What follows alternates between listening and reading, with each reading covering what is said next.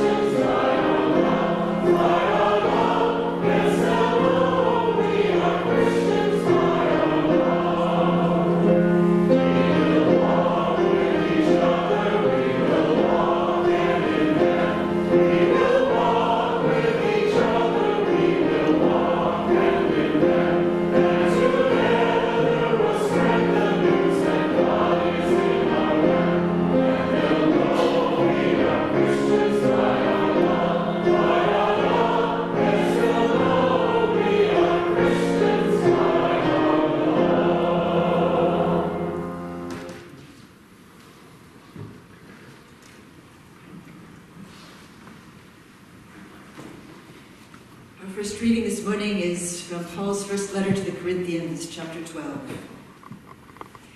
Now there are varieties of gifts with the same Spirit, and there are varieties of services with the same Lord, and there are varieties of activities, but it is the same God who activates all of them in everyone. To each is given the manifestation of the Spirit for the common good. To one is given through the Spirit the utterance of wisdom, and to another the utterance of knowledge according to the same Spirit. To another, faith by the same Spirit. To another, gifts of healing by the same Spirit. To another, working of miracles. To another, prophecy. To another, the discernment of spirits. To another, various kinds of tongues. To another, the interpretation of tongues. All these are activated by one and the same Spirit, who allots to each one individually, just as the Spirit chooses. Our second reading is an extract from a speech that Martin Luther King gave at the National Cathedral in Washington, D.C., 4 or 5 days before his death.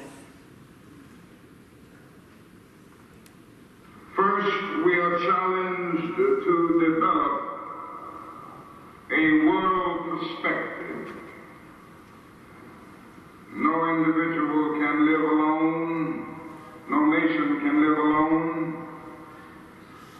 And anyone who feels that he can live alone is sleeping through a revolution. The world in which we live is geographically one. The challenge that we face today is to make it one in terms of brotherhood. Now, it's true that the geographical oneness of this age has come into being to a large extent through modern man's scientific ingenuity. Modern man, through his scientific genius, has been able to dwarf distance and place time in chains. And our jet planes have compressed into minutes distances that once took weeks and even months. All of this tells us that our world is a neighborhood. Through our scientific and technological genius, we have made of this world a neighborhood, and yet we have not had the ethical commitment to make of it a brotherhood. But somehow and in some way we've got to do this. We must all learn to live together as brothers, or we will all perish together as fools.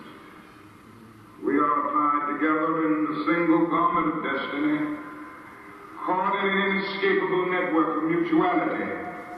And whatever affects one directly affects all indirectly. For some strange reason, I can never be what I ought to be until you are what you ought to be. And you can never be what you ought to be until I am what I ought to be. This is the way God's universe is made. This is the way it is structured. John Donne caught it. years ago and placed it in graphic terms. No man is an island in time itself. Every man is a piece of the continent, a part of the main. And he goes on toward the end to say, any man's death diminishes me because I am involved in mankind. Therefore never send to know for whom the bell tolls. It tolls for thee. We must see this, believe this, and live by it. If we are to remain awake through a great revolution. Secondly, we are challenged to eradicate the last vestige.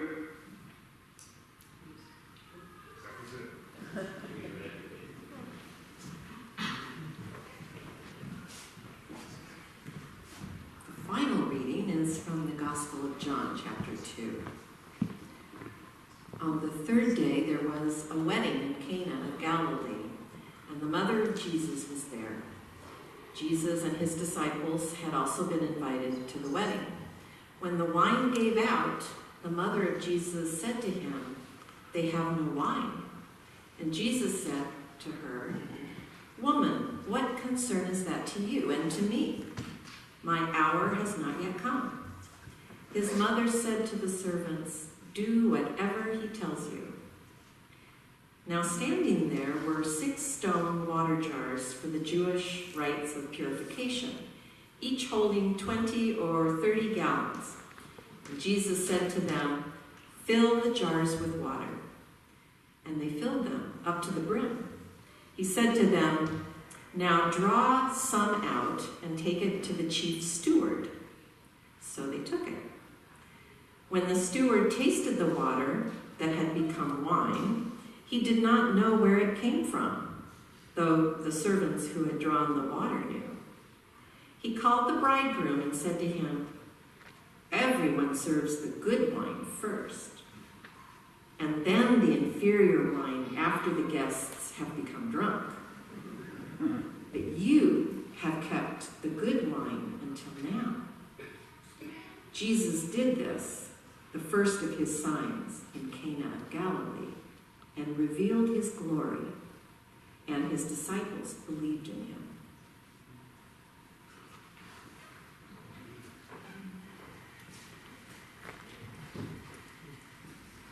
All this talk of wine, maybe this is the moment to ask Don Patterson to come and let us say thanks.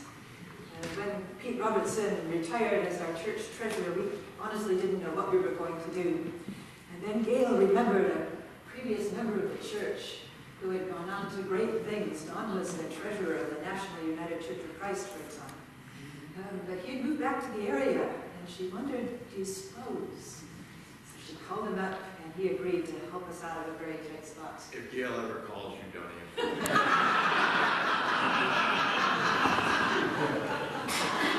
Everything you've done for us, which is not just keeping things sort of normal, but putting us right in all kinds of other ways. And we are extremely grateful to you. Really thank you for your friendship and everything that you've done for us. And this is a small.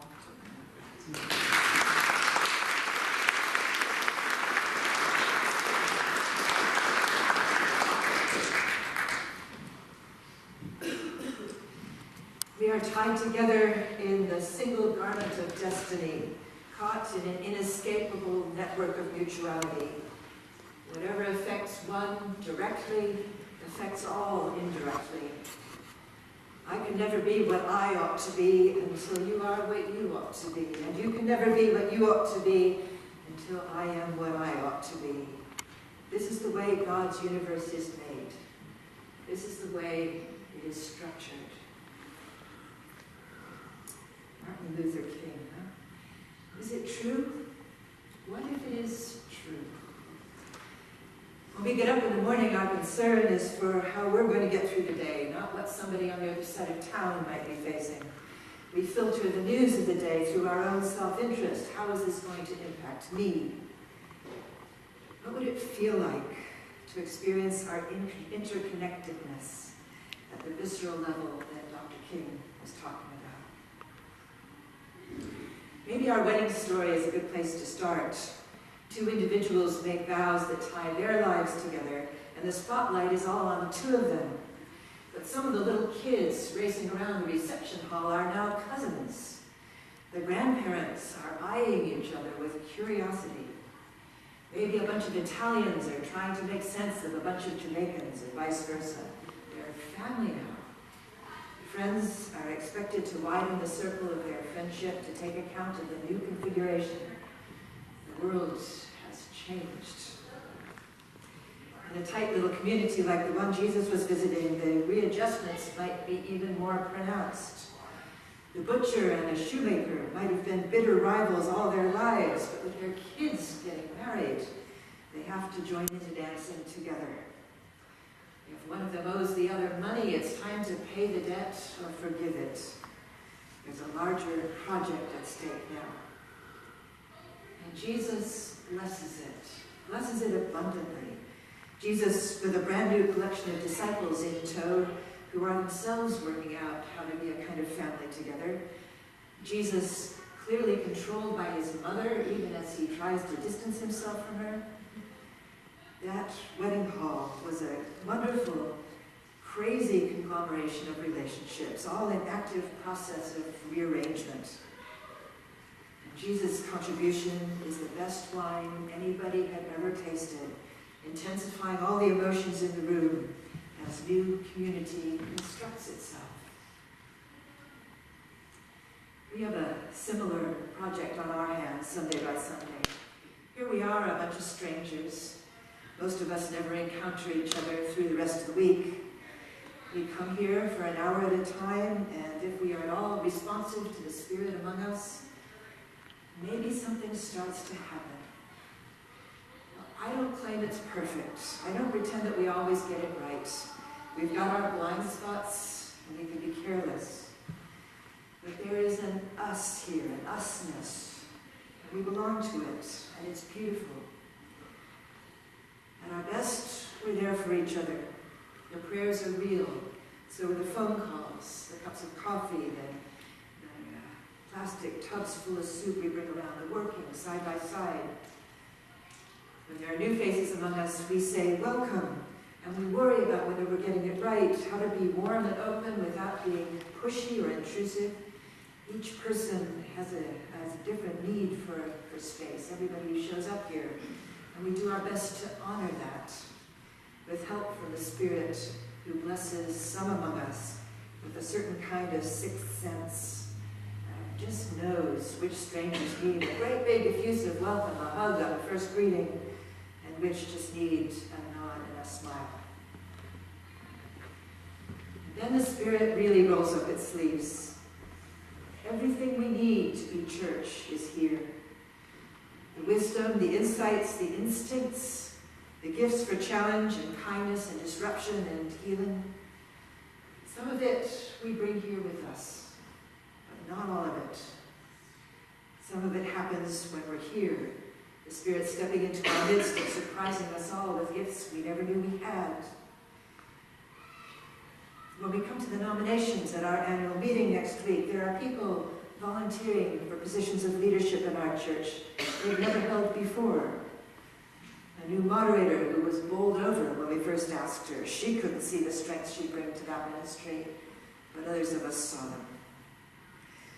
Our committees will get a fresh dose of enthusiasm, new people, some of them very new to our fellowship.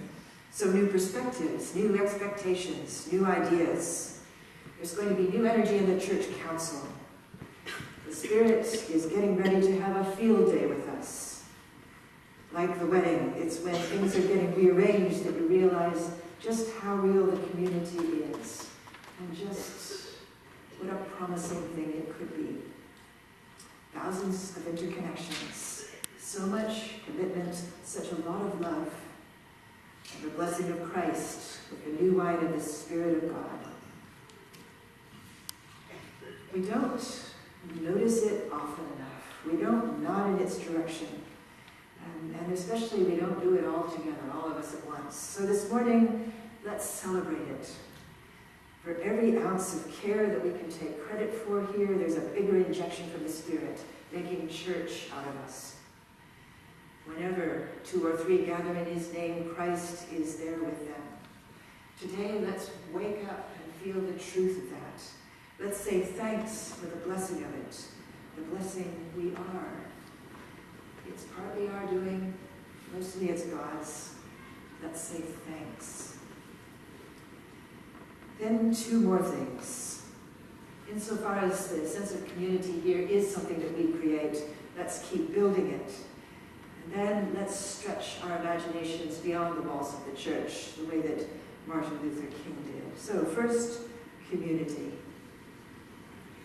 When I went to college, my first 2 years were in Stockton, in a place where I stayed in the dorms. It was that kind of a college. 2 of us in each room, along very long corridors, big dining room downstairs.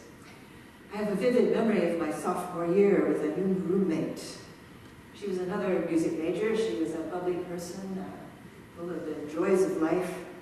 And we got along fine, but we weren't friends. Until the day she turned her key in the door and walked into the room to find me crying. I think what had happened is that I just had the phone call from my mother to say that my grandmother had died. "What's wrong?" she asked, genuinely concerned for me. And I was aware, in that moment, I saw it, that I had a choice. I could tell her about the phone call. I could tell her stories about my grandmother and why we were so close. I could be vulnerable, in other words. And after that, things would not be the same between us. If I could be there for her in the same way, we could be friends.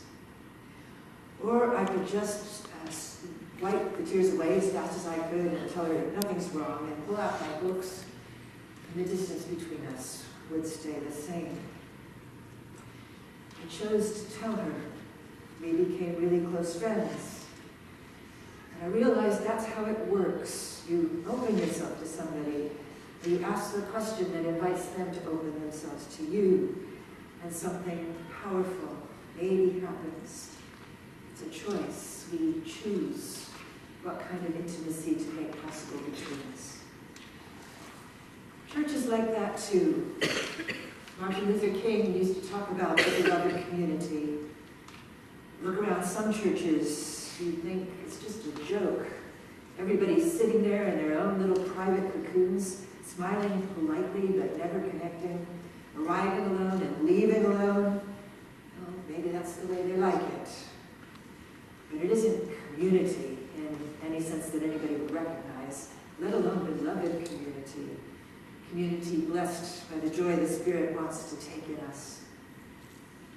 How is God's healing supposed to flow in a place like this if there isn't any connection between the people? How do we know if Jesus cares, if the people around us don't much seem to care? In what sense can there be a whole greater than the sum of the parts if we don't open ourselves to let it be so? We have to want it. We have to risk ourselves to have it. We have to nurture it with truckloads of patience and forgiveness and plenty of laughter and good food. Then when we really need each other, by God's grace and the Spirit's urging, we'll find that we've made church happen. On to Martin Luther King. His vision was nurturing the community of the church. You can't understand him without knowing that. But then it expanded to encompass the whole world. He learned from Gandhi the possibility of opposing somebody's prejudice without hating the person. Gandhi actively sought to be friends with the people who were his opponents. And King went on to do the same. Beloved community for King was a world free from oppression, from discrimination and poverty and racism and violence. We remember him for his dream, but it was more than a dream with him. He worked for it. He saw it as a valid possibility that could be undergirded by laws made by civilized, enlightened human beings.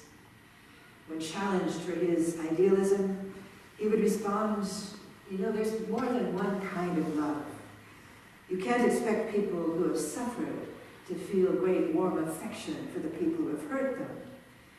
But there's another sort of love, he said, a deep regard and respect for the other's humanity, a desire for the other's well-being. And any of us can choose that. Anytime we want, we can practice it till we're good at it. King advocated nonviolent resistance because he saw it as the best means available towards the goal of a community in which everyone lived committed to the well-being of everyone else. We are tied together in the single garment of destiny, he said, caught in an inescapable network of mutuality. Whatever affects one directly affects all indirectly. I can never be what I ought to be until you are what you ought to be, and you can never be what you ought to be until I am what I ought to be. This is the way God's universe is made. This is the way it is structured. Church is one of the places where we practice that, and one of the places where we learn to recognize the reality of those interconnections. Like King, we take possibilities that have been handed down to us, handed down as beautiful but far away, maybe unattainable visions. And we say, why shouldn't we have that here and now? Why shouldn't we live that out together? What's stopping us? So we pray the Spirit's help in creating beloved community here and now. One connection, one kindness, one invitation, one green shoot at a time. We learn we can do this. And that becomes the lens through which we look around our neighborhoods and out into the world. There's a lifetime's worth of work to do, several lifetimes. 2 steps back sometimes for every step forward, but everything to work for. Gift and project, dream and determination. Amen.